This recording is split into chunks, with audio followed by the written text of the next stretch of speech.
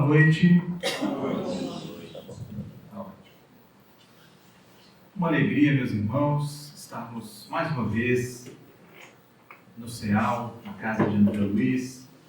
Agradecemos o convite, da direção da casa, e é sempre muito bom para nós retornarmos aqui, porque nos passa pela memória. Alguns anos atrás, nós frequentávamos, Zé Luiz, aqui, e toda segunda-feira eu frequentava aqui a Casa Espírita e a gente via muito para ouvir o Jorge Hessing, né? Ele dava as palestras, veio ontem, né? Um querido irmão com quem a gente aprende muito, né? Então, a memória sempre nos traz esses lances, né? De alguns anos atrás, e é muita alegria que a gente sempre retorna a essa casa. Hoje, meus irmãos, nós vamos tratar do tema, como disse a nossa irmã Bernadette, o céu e o inferno, ou a justiça divina segundo o Espiritismo. Esse é o título desse livro aqui, né, que será o tema da nossa conversa da noite. Essa é a quarta obra da codificação espírita. Então, Allan Kardec, quando estabeleceu a codificação espírita, ele iniciou a sua publicação pelo Livro dos Espíritos, lançado a 18 de abril de 1857. Não faz tanto tempo assim, né? Se nós considerarmos as idades aí humanas de religiões, de filosofias, o Espiritismo é uma nova e jovem doutrina ainda. E este livro aqui, especialmente, né, que nós vamos conversar sobre ele hoje, foi lançado em 1865, em agosto de 1865. Ou seja, ano passado, no ano de 2025, Obrigado. No ano de 2025, ano passado, né, que acabou de terminar, né, o ano, ele completou 160 anos, esse livro, O Céu e o Inferno. E nós vamos perceber que a espiritualidade age com muita sabedoria no planejamento do envio das informações espirituais para nós aqui, para a Terra. Se nós fizermos assim um recorte muito rápido, só para a gente se situar, né, se contextualizar, o que estava acontecendo na Terra nessa época, né? Meados do século XIX, no caso aqui do nosso livro, 1865. Então, por volta desse período, meus irmãos, a Terra estava vivendo um momento de muito avanço social, avanço tecnológico, né? O século XIX é conhecido como o século das luzes, né? Tal o conjunto de avanços e de tecnologias que ele nos trouxe. Então, o lado material estava indo muito bem, né? A Revolução Industrial tinha acabado de acontecer, um pouquinho antes a Revolução Francesa, muitas modificações, o mundo estava em efervescência, digamos assim.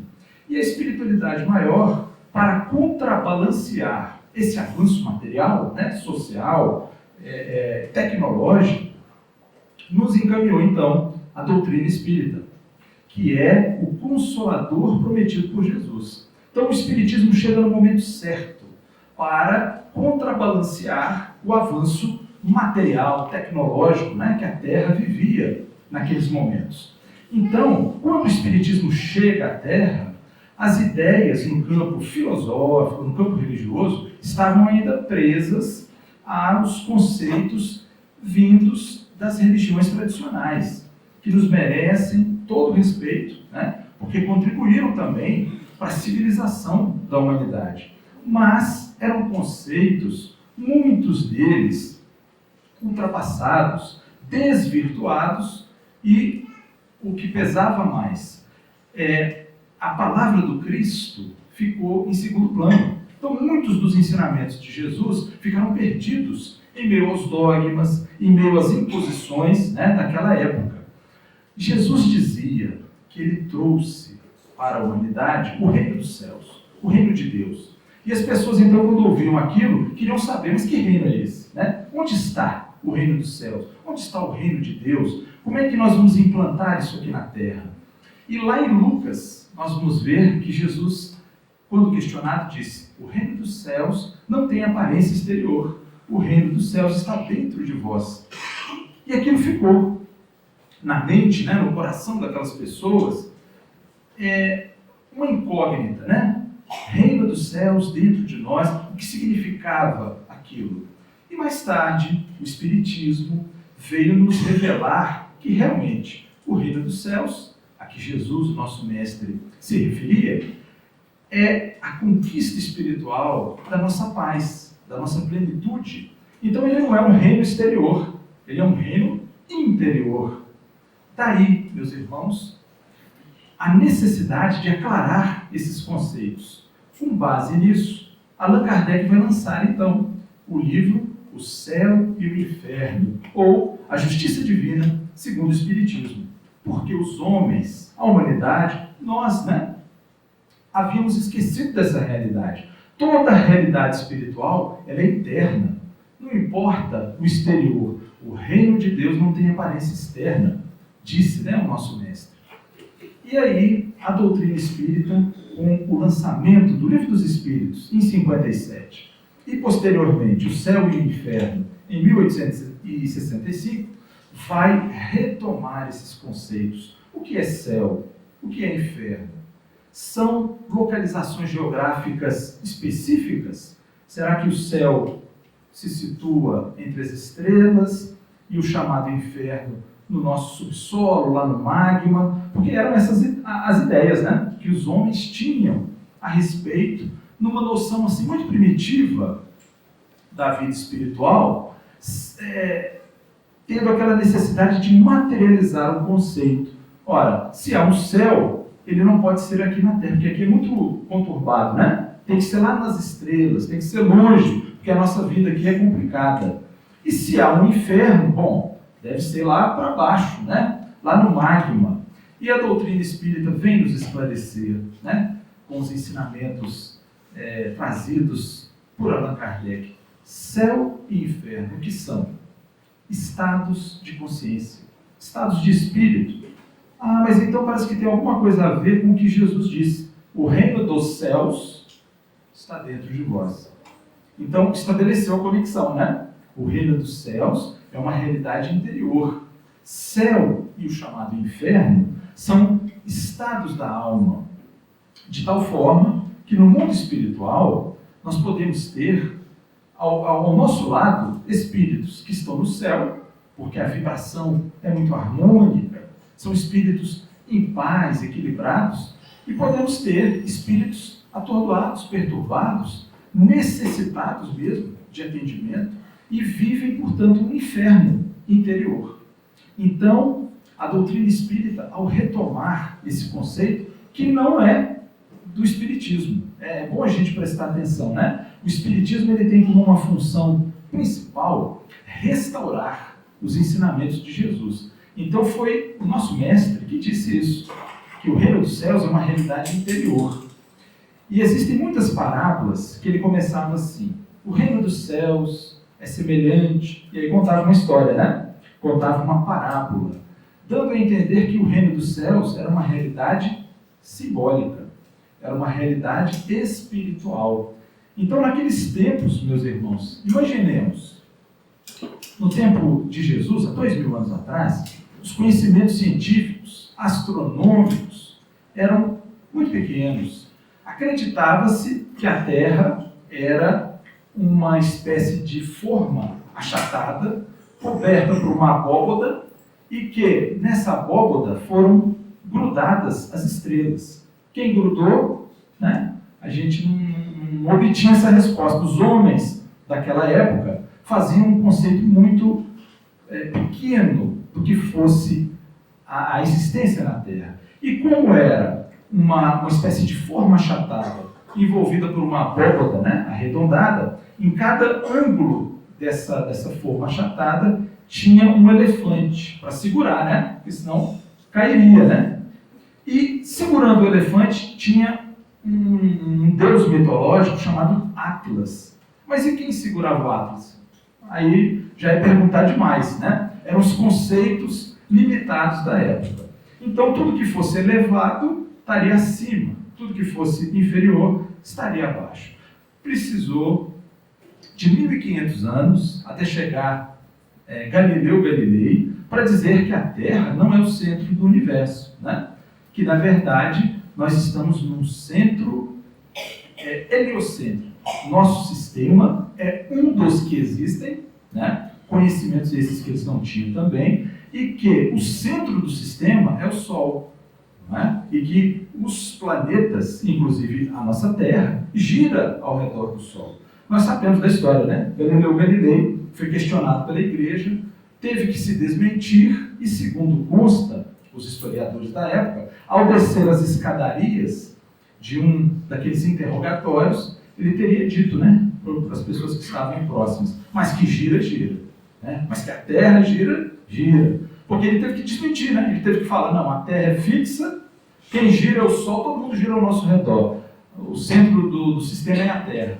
Coisa que a própria ciência estava demonstrando claramente que era errada. Mas era a crença, né? Era a crença da época. Então imaginemos a dificuldade em falar em realidades espirituais, abstratas, céu e inferno como sendo estados de alma, estados de consciência. Era necessário, né, amadurecer o pensamento humano, os conhecimentos, para que o Espiritismo pudesse fazer a sua tarefa, a sua missão. A realidade espiritual é nossa, é interior. O reino dos céus está dentro de vós. Então, nesse livro maravilhoso, meus irmãos, que nós recomendamos a leitura, e quem já leu, o estudo, e quem já estudou, o reestudo, porque é assim, né? As obras de Allan Kardec a gente estuda até o final da nossa vida, e temos a certeza que na nossa biblioteca aqui haverá, né, para aqueles que se interessem, esse exemplar aqui, O Céu e o Inferno.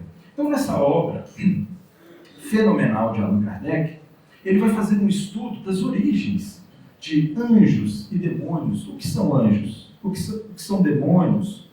Onde está o céu, como nós já dissemos, né? Onde está o chamado inferno? E aí ele vai avançar nesses conhecimentos, demonstrando que a sociedade espiritual ela é igual à nossa. Sabe o que nos distingue dos espíritos que estão aqui ao nosso redor? Como disse a nossa irmã Bernadette, né? Existem aqui equipes socorristas, espíritos trabalhadores do bem, que estão aqui conosco. Mas o mundo espiritual não é longe? Não, ele é aqui, né? Ele está junto conosco. A vida material, ela toca a vida espiritual constantemente. Nós somos seres interdimensionais. Nós estamos aqui com o nosso corpo, mas o nosso espírito pertence ao mundo espiritual. De tal forma que se o mundo material não existisse, vamos supor, né? Imaginar que o mundo material não existisse, ainda assim não afetaria em nada o mundo espiritual. Porque o mundo espiritual é o mundo das origens, né? É de lá que nós viemos e é para lá que nós voltaremos.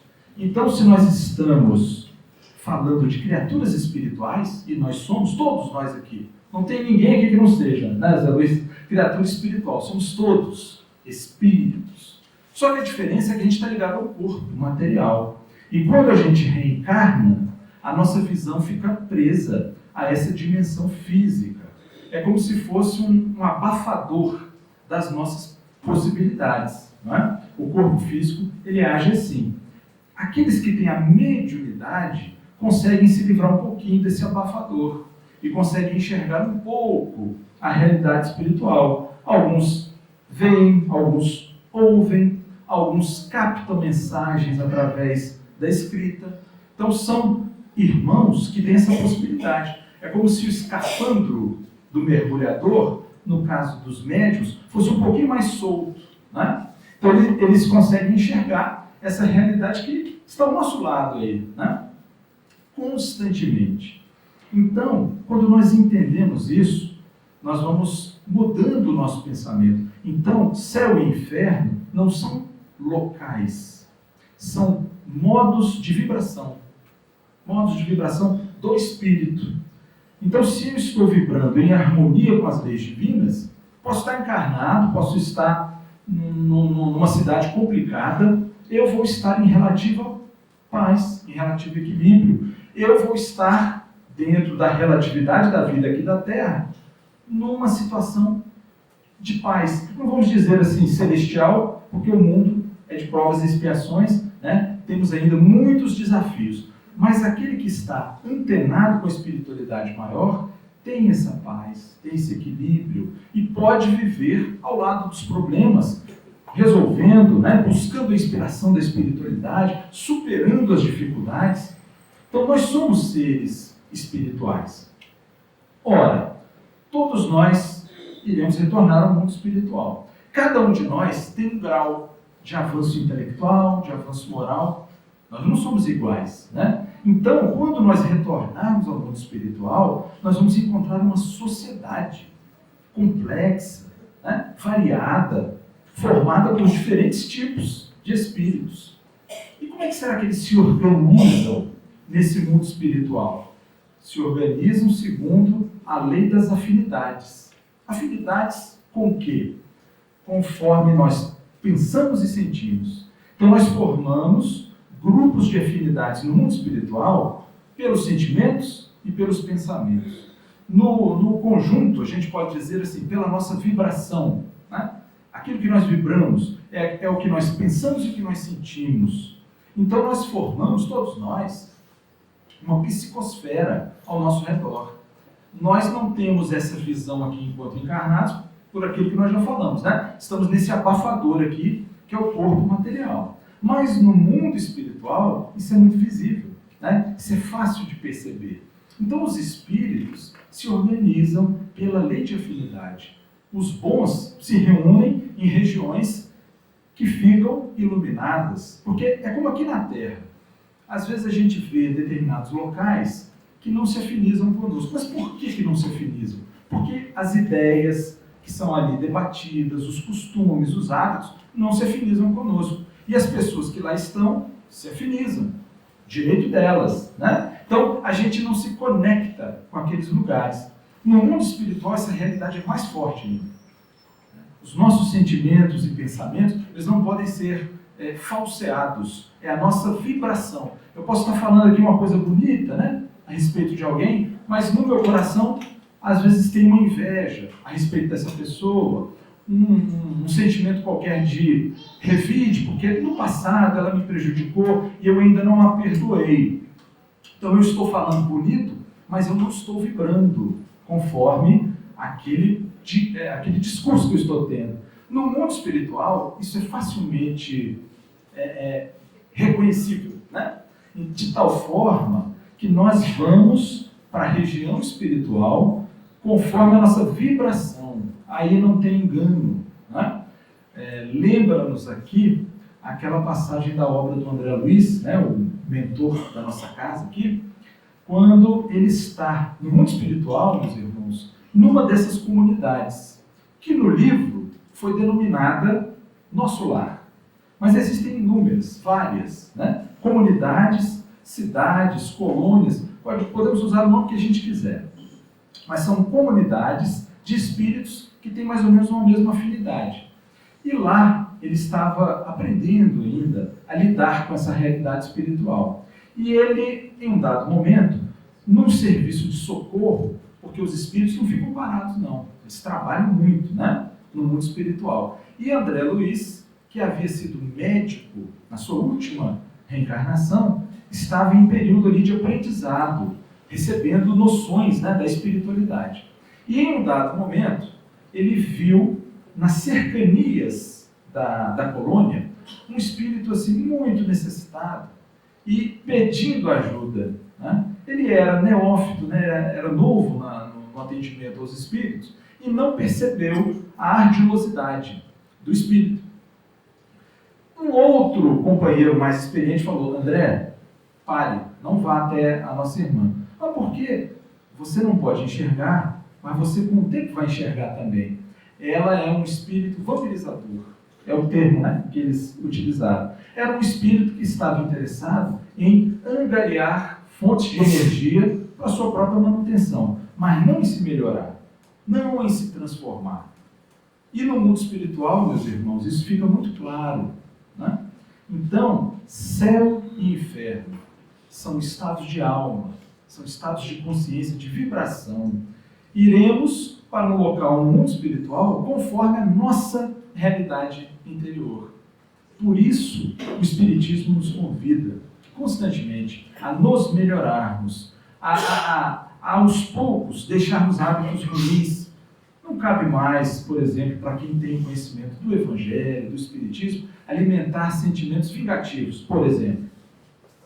Não cabe mais, né? A gente conhece tanto da doutrina espírita, tanto do Evangelho, somos beneficiados, não que sejamos doutores em nada, não, mas somos todos beneficiados com esses conhecimentos e não cabe mais para nós desenvolvermos sentimentos de vingança, planos de vingança. Vocês imaginam um cristão espírita, né, alimentar essas ideias? Não cabe mais, né? Se nós estivermos, porventura, nesse contexto, ao desencarnarmos, teremos essas amargas realidades expostas, né, na nossa própria consciência. Então vamos fazer esse esforço. Se porventura algum desses pensamentos surgir na nossa mente, vamos combatê-lo, né? Sentimentos de orgulho, de egoísmo, de ódio, de vaidade, de ciúme. A nossa realidade, né? Mas temos que combatê-los. Porque quando chegarmos do outro lado, a nossa adaptação, o nosso céu interior que nos aguarda, se nós já tivermos esse exercício aqui iniciado, será muito mais fácil, né? A nossa adaptação a essa realidade espiritual.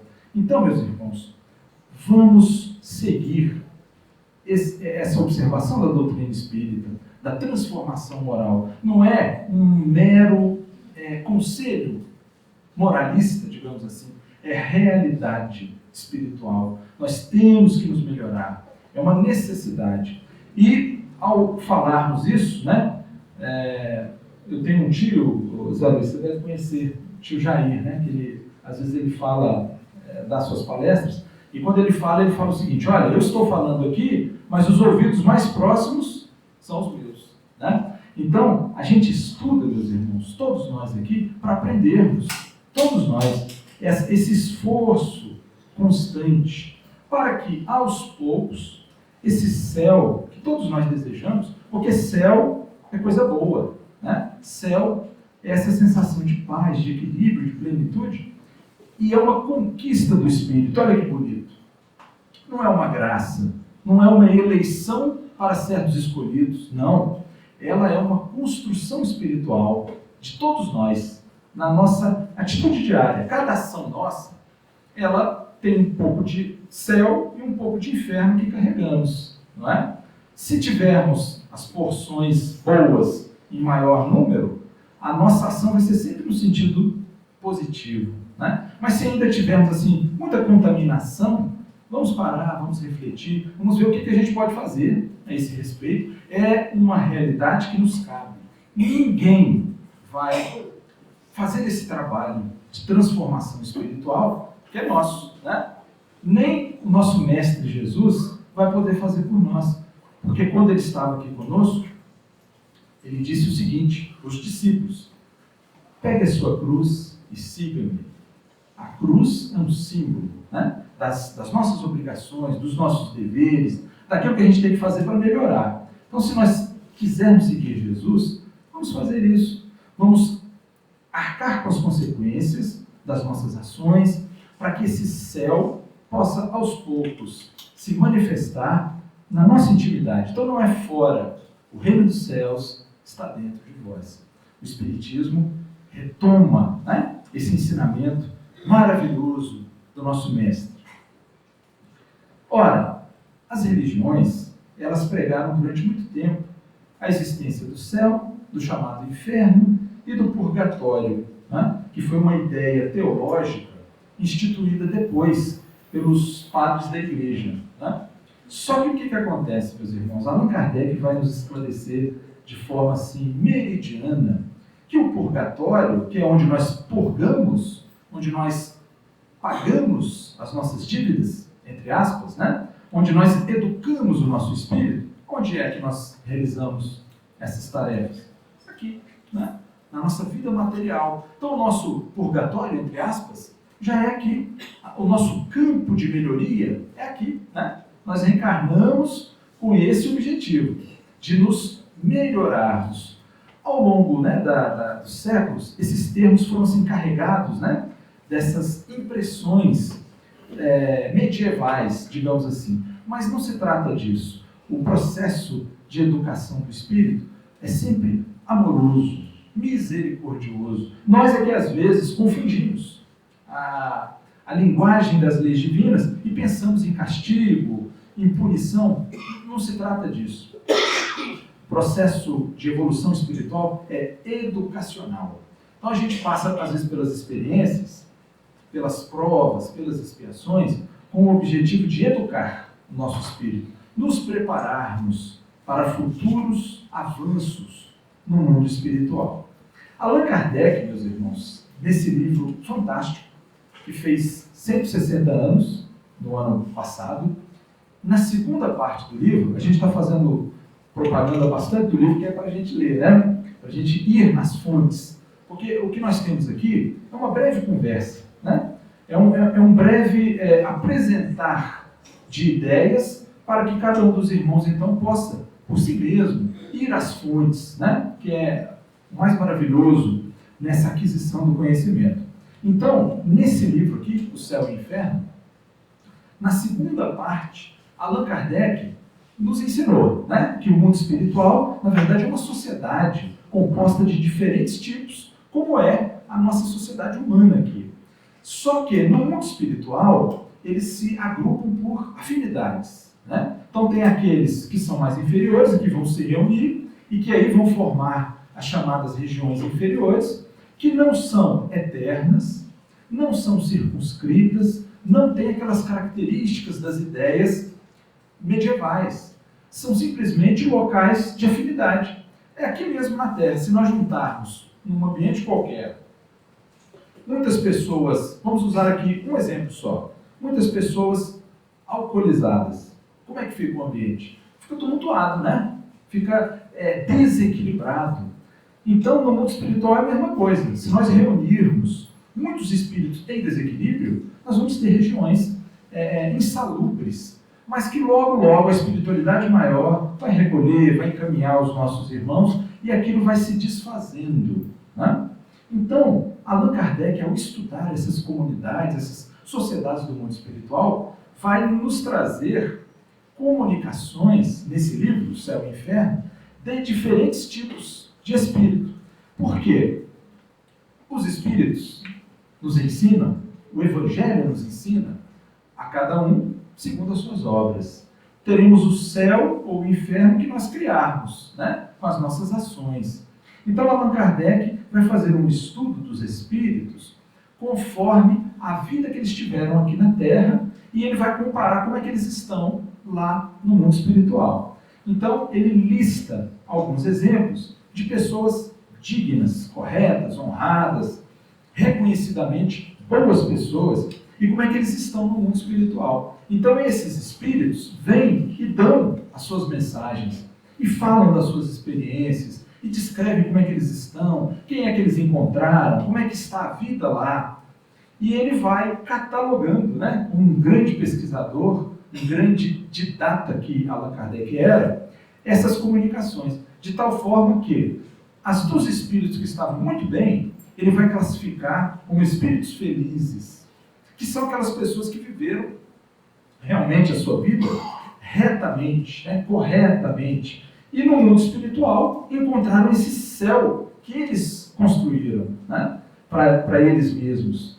Depois, Allan Kardec vai avaliar aqueles espíritos em condição mediana, que são aquelas pessoas que conviveram ali na sociedade de França, que ele conhecia, né, e que não eram exemplos de virtudes, mas não eram também pessoas más, pessoas cheias de vícios, né? Eram medianos. E lá no mundo espiritual eles vão relatar também a situação que eles estão, eles não têm tantos recursos como os outros, estão mais limitados, né? Mas estão vivendo a vida deles e estão progredindo. E assim ele vai nos dando, meus irmãos, diversos exemplos. Chega no ponto dos espíritos arrependidos, criminosos arrependidos, olha só, né? Então, aqueles lances em que ele colhia na sociedade de Paris, daqueles criminosos que fizeram atos reprováveis, crimes mesmo, né? E que, quando eles eram evocados para darem as suas comunicações, ao se manifestarem, eles estavam arrependidos dos crimes, né? E diziam que as preces ajudavam muito. Olha o valor da prece, né? Da oração. Talvez se nós orássemos mais, teríamos menos criminosos, né? E aí menos criminosos arrependidos, porque eles não teriam feito os crimes, né? Então a oração é um poder fenomenal. A gente deve usar mais, né? Em benefício próprio e em benefício do nosso planeta, do nosso mundo. E Allan Kardec vai estudando, vai falando das expiações terrestres, dos espíritos sofredores, que são aqueles, meus irmãos, que desencarnam às vezes sem conhecimento da vida espiritual, envolvidos em vícios, em situações inferiores, né, moralmente falando, e que continuam a sofrer as consequências. Esses são muito auxiliados pelos trabalhos de casas como a nossa aqui, como o André Luiz. Esses espíritos são recolhidos, são tratados, são esclarecidos, são orientados e se preparam para retornar, para reencarnar, para continuar a sua evolução, né? Então, Allan Kardec faz um estudo pormenorizado dessa sociedade espiritual que nos circunda, né? Nós estamos inclusos nesse mundo espiritual que está do nosso lado, né? Então é importante também observarmos as nossas afinidades. O que nós pensamos e sentimos, porque estamos falando aqui, o mundo espiritual está nos envolvendo, né? Nós somos seres interdimensionais. Quando dormimos, e o corpo biológico, físico, entra num relativo descanso, o espírito sai do corpo, né? E aí, nesse intercâmbio com o mundo espiritual, de acordo com as nossas afinidades, nós vamos buscar as regiões e as companhias que mais se assemelham à nossa realidade espiritual, né? De tal forma que todo dia a gente está no mundo espiritual, porque a gente dorme, vai para o mundo espiritual, fica ali algumas horas, retorna ao corpo físico, né? Dá continuidade aqui à vida material e assim nós vamos vivendo. Então nós somos seres interdimensionais, né? Estamos constantemente em duas dimensões, a material e a espiritual. Então, se nós quisermos frequentar, né, bons lugares e termos boas companhias no mundo espiritual, vamos cuidar da nossa vida mental, espiritual, vamos nos preparar para dormir. Há um hábito antigo, né, que as mães, as avós repassavam, né, para as crianças, de orar antes de dormir. O Espiritismo, ele reforça, né, esse hábito da gente se preparar para dormir, porque a gente não sabe o que nos aguarda no mundo espiritual quando a gente deixa o corpo. Se a gente vai para o mundo espiritual muito desequilibrado, muito desafinado com as propostas do Evangelho, com aquilo que a gente sabe que tem que melhorar, nós somos presas fáceis para aqueles espíritos que querem nos prejudicar. São esses aqui que Allan Kardec fala, né? Os espíritos sofredores, os espíritos ainda voltados ao mal. Então, é muito importante, já que estamos falando de céu e inferno, cultivarmos esse céu durante o sono, né? Prepararmos-nos para dormir, fazermos uma avaliação daquilo que foi o dia, procurar corrigir os erros, perdoar, não guardar mágoas, não guardar remorsos. É um exercício, né, meus irmãos, diário, para que esse nosso desdobramento espiritual possa ser tranquilo, para que a gente volte ao corpo em boas condições, né? Volte renovado, volte com esperanças para dar continuidade à nossa vida aqui. Então, esses também são aspectos do céu e do inferno diários, né? Que nós temos que cultivar os valores celestiais e deixar de lado os outros, né? As coisas negativas. Então, o Espiritismo, meus irmãos, para concluir aqui as nossas ideias, ele nos traz uma mensagem extremamente consoladora. Não há lugares destinados eternamente às penas irremissíveis, como acreditavam as religiões do passado. Não há erros que não possam ser reparados. Não há regiões destinadas perpetuamente ao sofrimento. Isso não existe. Isso é incompatível com o nosso Pai Celestial, com a sua misericórdia, o seu amor. Deus, meus irmãos, o Espiritismo nos ensina muito isso. É o Senhor dos recomeços. Estamos sempre recomeçando. Estamos no mundo espiritual, reencarnamos, estamos recomeçando. Estamos aqui, desencarnamos, voltando para lá, estamos recomeçando. Então, Deus nunca deixa as portas fechadas. Estamos sempre recomeçando, refazendo, melhorando, aperfeiçoando. Essa é a grande lei do universo. Evolução, progresso. Então, não mais regiões destinadas ao sofrimento perpétuo. Não há condenações eternas. Céu e inferno são construções nossas. Portanto, é sempre possível sairmos do nosso inferno, entre aspas, né? E criarmos o nosso céu. Deus é misericordioso, é o Senhor dos recomeços. A evolução e o progresso são a destinação da humanidade. Jesus nos ensinou, né? Está lá no seu Evangelho. Vós sois deuses. Brilhe a vossa luz. O reino de Deus está dentro de vós. Olha como a mensagem do Cristo é renovadora. É sempre buscando a nossa consciência, o nosso espírito, para renovarmos o nosso pensamento.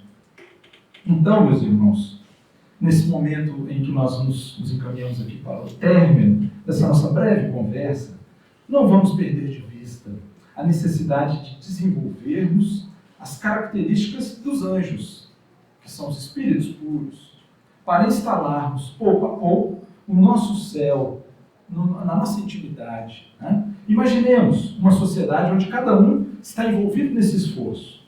Cada um está tentando ser melhor, sem hipocrisia, sem fuga, não é? Assumindo as suas características e tentando melhorá-las, não é? Aperfeiçoá-las. Em breve nós teremos o que está lá no Evangelho, o mundo regenerado. Porque o mundo regenerado, perguntado por Divaldo, né? Num dado momento, quando é que o mundo regenerado vai chegar? O Divaldo Franco, que desencarnou recentemente, né? Grande orador, médium, baiano. E o Divaldo disse, não, em breve o mundo regenerado vai chegar. A pessoa voltou, mas quando, Divaldo? Eu quero saber quando. E aí ele respondeu, minha irmã, quando todos nós regenerarmos, a começar por você, por mim, por todos nós. Não é? Aí nós vamos ter um mundo regenerado. Então, em vez de aguardarmos uma data qualquer, vamos começar a trabalhar hoje, cada um de nós. E aí, esse mundo regenerado, esse mundo melhor, que o Espiritismo vem anunciar, vai se concretizar aos poucos. Porque nós seremos os construtores. Não é uma coisa que vem de fora, né? É uma coisa que vai sendo construída por nós. Então, meus irmãos, eram essas as nossas palavras. Agradecemos a paciência, a audição dos nossos irmãos. Que Jesus nos abençoe, nos guarde. E não vamos deixar de ler esse livro, O Céu e o Inferno, de Allan Kardec, que completou aí os seus 160 anos em 2025. Meus irmãos, muito obrigado, muita paz.